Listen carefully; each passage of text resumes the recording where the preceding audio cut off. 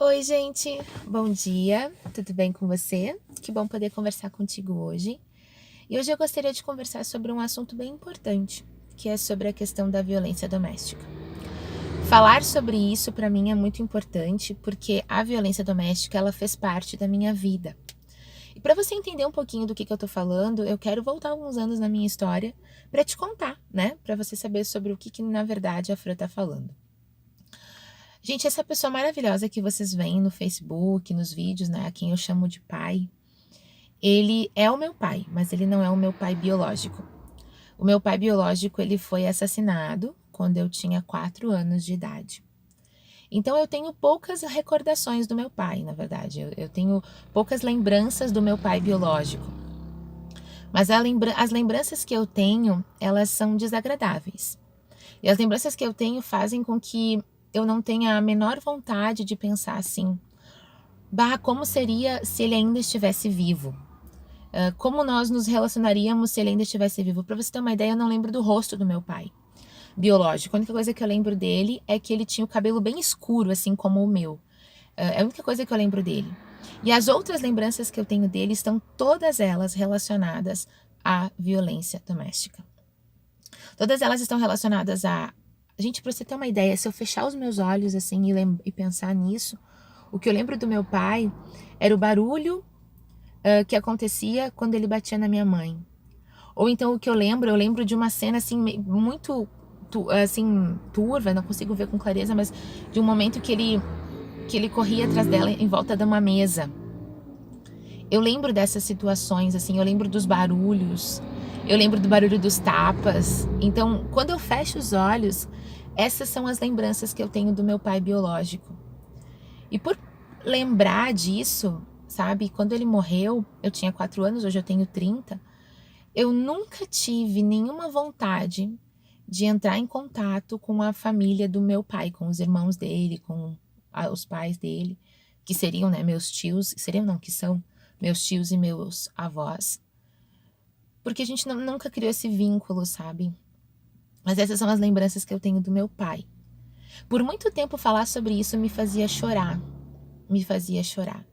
Hoje já não choro mais, mas eu lembro com tristeza, eu lembro com pesar.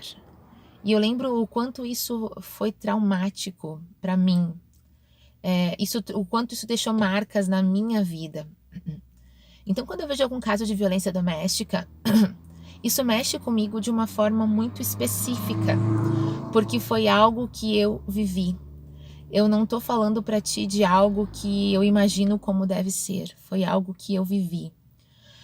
Foi tão forte essa questão da convivência com ele nesses 4 anos, gente, que, como eu já disse para você, ele foi assassinado quando eu tinha 4 anos.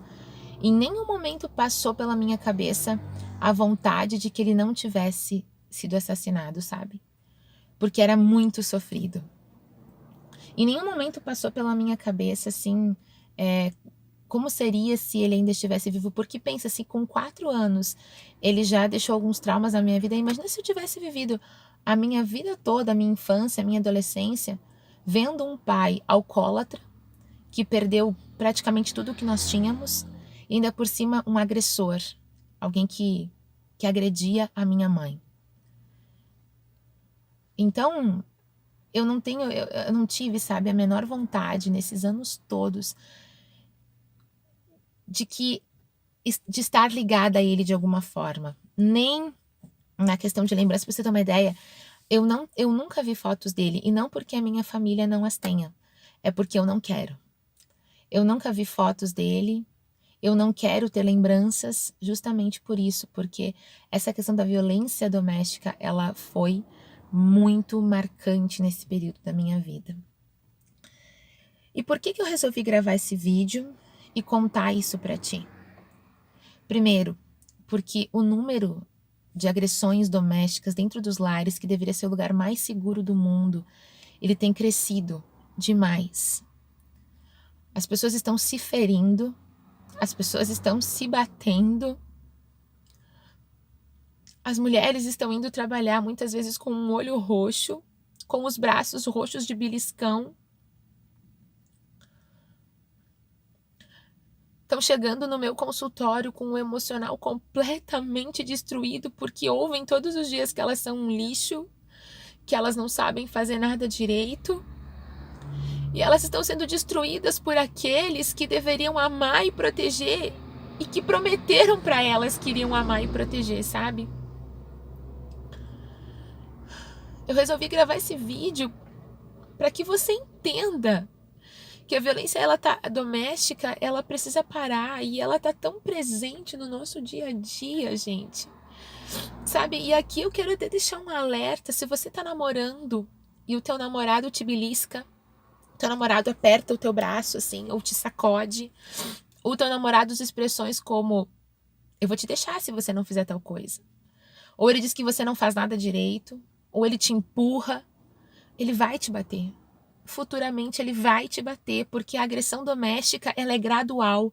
É cada dia, pouco a pouco, um pouco mais, até que chega a gente na situação que a gente vê muitas vezes nos jornais, que as mulheres elas são assassinadas. Porque elas lutam para sair de uma situação assim e elas não têm esse direito de sair porque o agressor não permite. Então elas estão sendo oprimidas, ouvindo todos os dias que elas não sabem nada, que elas são um lixo, apanhando. Então esse vídeo na verdade é um alerta, sabe, de alguém que passou por violência doméstica.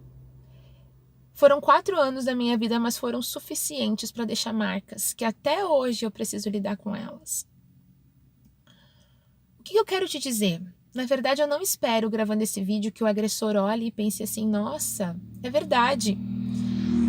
Eu prometi cuidar, eu prometi proteger a minha família e eu não fiz. Eu não espero isso, mas o que eu espero é que se você que é a vítima, se você está sofrendo agressão, se você está num namoro abusivo, termine esse namoro. Termine esse namoro antes que esse rapaz mate você. Se você está num casamento onde há agressão física, procure ajuda. Não se cale. Você não precisa viver assim. Você não precisa. Você procure a justiça, você procure auxílio psicológico, você procure a polícia. Não se contente em viver assim. Talvez você pense, Fran, mas eu dependo dele em tudo porque eu não trabalho. Ele não me deixa trabalhar. Existem meios, existem portas que você pode abrir. Você não é obrigada a viver numa situação assim para sempre. Então, na verdade, esse vídeo que eu gravei foi para alertar, é um grito assim de alerta, um grito de socorro. Se você é a vítima, procure ajuda. Se você sofre esse tipo de coisa, procure ajuda. Não se contente em viver assim. Tá bom, gente? E fica essa dica aqui pra você. Se você convive com alguém que é um agressor, não pense assim, porque ele me pede desculpa. Eu perdoei. Ele me trouxe flores, então tá tudo bem. Não pense assim, porque futuramente você vai apanhar por causa de uma pessoa que não respeita você. Então, o meu vídeo de hoje é um alerta, tá bom, gente? Dividi um pouquinho da minha história com você, talvez muitos não conheciam essa parte da minha história, mas dividi contigo. Primeiro, para que a gente possa se conhecer, e segundo, para que isso seja um alerta para ti, tá bom? Um grande beijo, e nós nos vemos no próximo vídeo. Tchau, tchau.